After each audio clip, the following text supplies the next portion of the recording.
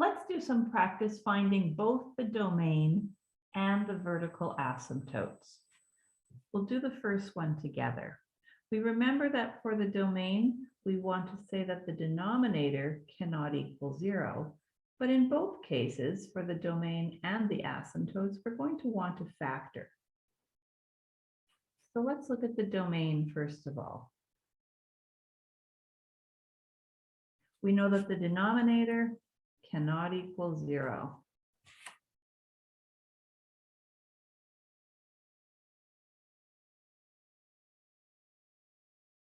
And we see that x cannot equal -2 or +2. So if we write that in interval notation, from -infinity to -2, -2 to +2, 2 to infinity. For the vertical asymptotes, we need this to be in lowest terms. It is, there's nothing to simplify there. But this time, we're going to say that our denominator equals 0. And we have two equations, x equals -2 and x equals +2.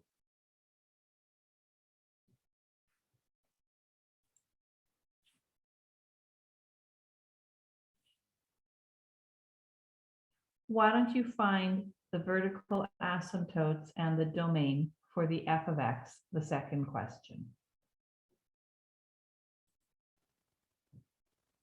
Did you recognize this denominator as a sum of squares?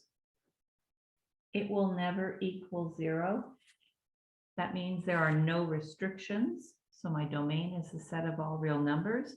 It also means that there are no vertical asymptotes. Find the domain and vertical asymptotes for the g of x. Remember, when we're looking at domain, we have to use the entire denominator. It cannot equal 0. And so we have two restrictions. For the vertical asymptote, we need our function in lowest terms.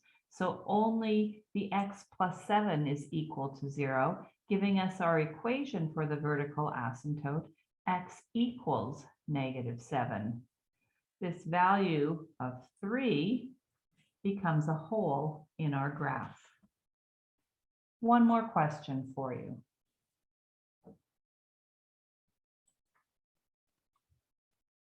So for this one, when we simplified, we had only one factor in the denominator, but these factors were the same. I didn't need to use it twice. Our domain has one restriction.